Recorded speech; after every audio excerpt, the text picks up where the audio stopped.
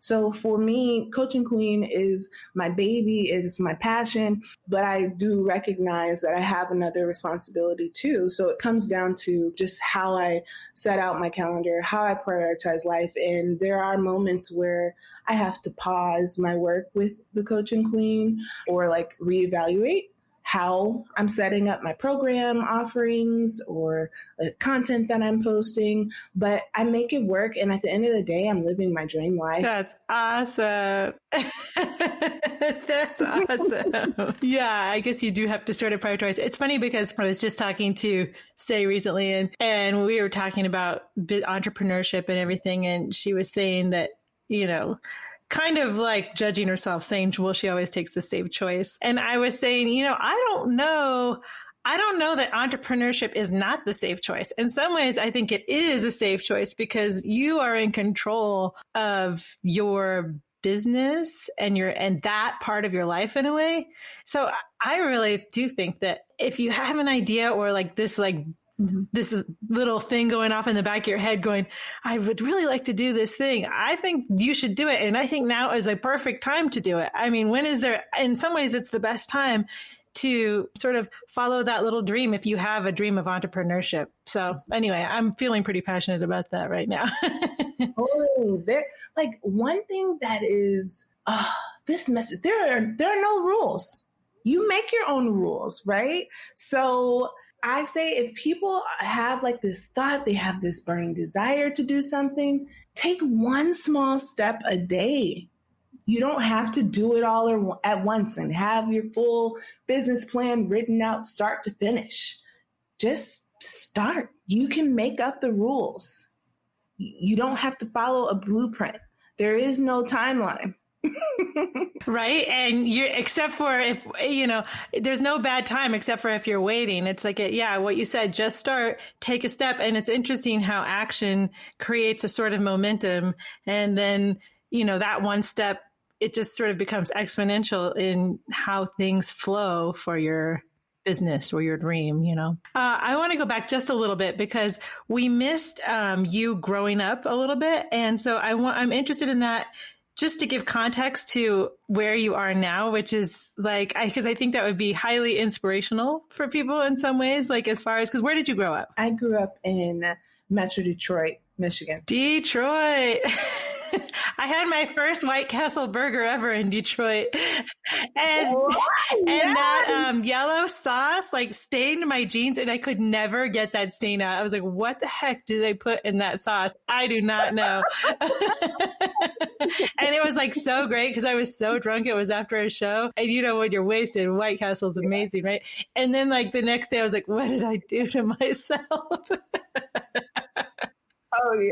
I love White Castle. This is very random, but prom night, that was the one night my parents were like, no curfew. You can stay out all night. And I'm like, what? What am I going to do? And I was not the high schooler who was drinking or any of that. I was mostly innocent. So me and my prom date, we didn't know what to do because we didn't have a curfew. So we went to White Castle and we stayed the night in the car in that White Castle parking lot and just slept until the sun came up because we didn't want to go home on the one time that we didn't have. That's awesome. Wow. That is that is such a good kid thing to do. You're not at a party or anything. You're just in the parking lot at White Castle. That's hilarious. And were your parents very religious? Is that why they think being gay is a choice? Are they religious? Yes. I grew up Christian. We were the type of churchgoers that would go every so often, a handful of times a year, as I grew up. I think when I was a kid, we went more regularly, but with life and both of my parents worked long hours and I was involved in sports year round. So were my two brothers. So I think with timing, we didn't attend church as often as we were growing up. But yeah, I think that they consider themselves devout Christians. Yeah. Okay.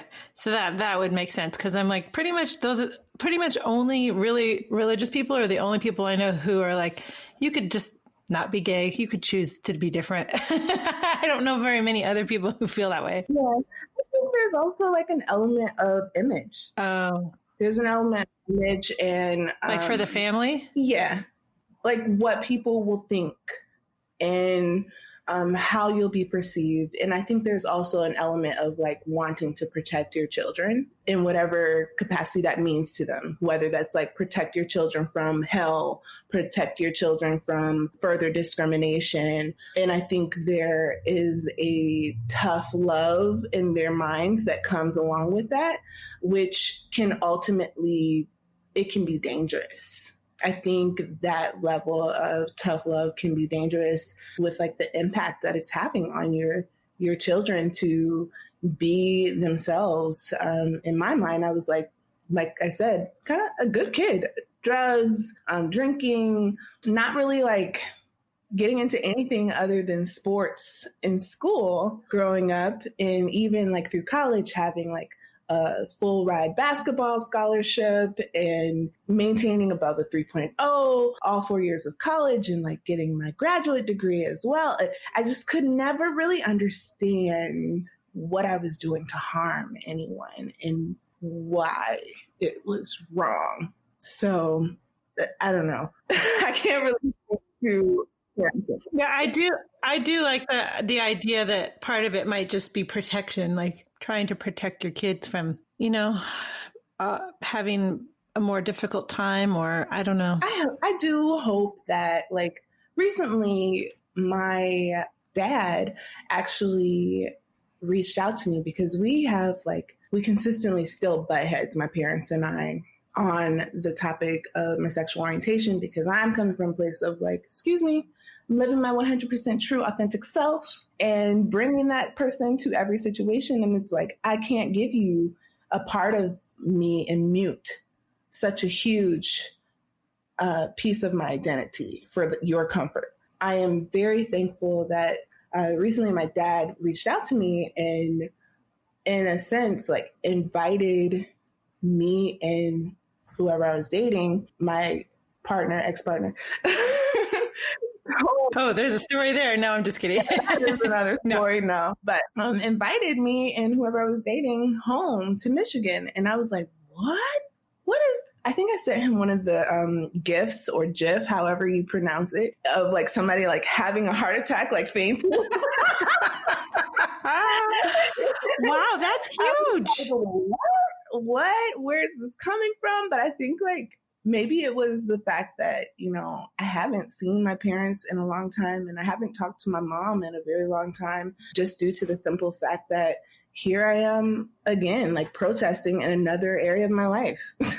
Because it's like, if you can't accept all of me, I do not have the mental capacity to shape-shift myself into what you want me to be and like mute a piece of my identity. So that was a huge step, receiving that message from him. Obviously, we are in a global pandemic right now, and I'm really trying hard not to like get on a plane unless it's for like an emergency situation. So maybe in 2021, maybe I will not be single by 2021 and I'll actually have someone to bring home.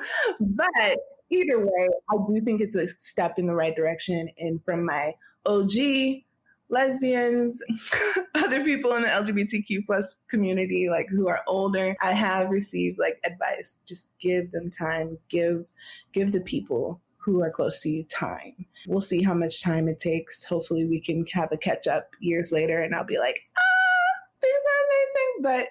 But that's a part of it's a part of one of the struggles that LGBTQ plus people have to go through. Their parents and family and loved ones, and going through that constant battle of, is this person who I am? Am I bad? Am I wrong? And having to like determine almost like a choice, who you're going to choose, yourself or other people. That's crazy. I can't imagine. So I guess, yeah, we've kind of talked about it because I wonder if there are any sort of big failures that you've learned from. But in some ways, it sounds like one is like you can't be anybody other than you. But I'm always curious about people's failures because I feel like those things are the most transformative and teach us the most. So I don't know if you have any that you'd care to share. But if not, it's okay.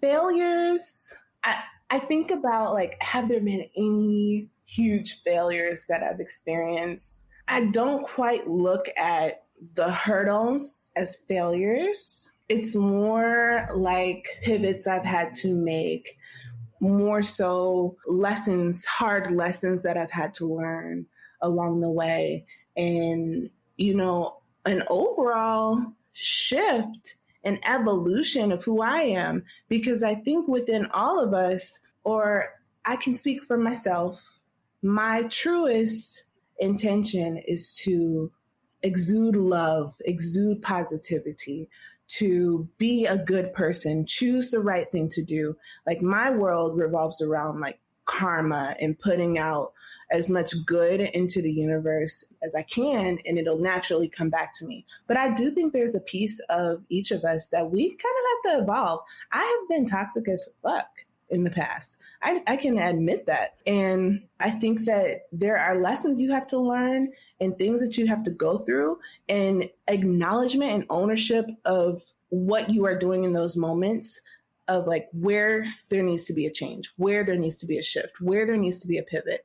If you're constantly taking yourself through the same cycles, patterns that are ultimately putting you in a negative space, or there's a negative outcome coming from that, or like you are harming other people in some way, there needs to be a change. So I will say, in terms of your question around like, have there been any big failures that have impacted my life? I mean, yeah, I've lost friendships, I've lost, money, I've lost opportunities or walked away from opportunities. There have been a lot of things that have kind of influenced who I am today. And I don't regret any of them.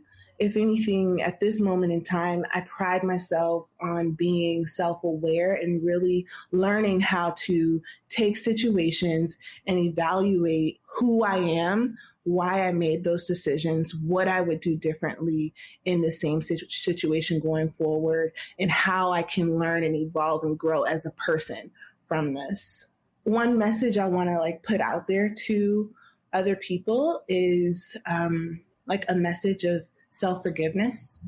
We oftentimes talk about forgiving others to bring peace in our hearts, and all of that is great and important. But there is also this element of, like I mentioned, I have been a toxic person. I have, done things to put myself in a terrible, like, financial or career position or whatever in the past, and held on to guilt for many years. Even like years, I would go years, and like one thing that I did to hurt this one person back in like when I was 19 years old, 20 years old, like I'm still holding on to it. And I'm like, oh, that's why I have this bad karma now. Like, we are. Meanwhile, they totally don't even remember that. Probably don't even remember my last name, Yeah. I think that like we have to give ourselves grace and understand that we are consistently, as humans, doing the best that we can in these moments with what we have at that moment in time. And what really matters is what we do after that. Like, how are you going to learn from this and grow from this?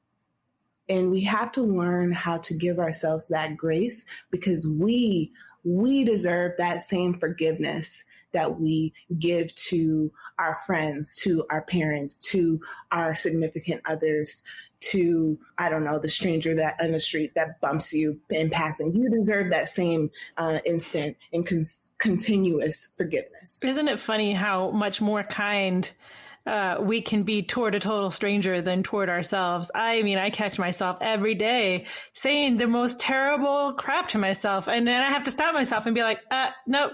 Knock it off. We're not going to do that. But there was probably many years I didn't even realize I was doing it. I just did it. It's like somebody else's terrible voice in your head, Yeah. Yeah. Self-talk is so powerful. And sometimes when I'm like talking to my friends and I'm hearing my friends, like the big topic right now, especially in quarantine, is around your weight. And are you that person that is working out every day, twice a day? eating clean and drinking your water and all of that great healthy stuff? Or are you that person who is like, I need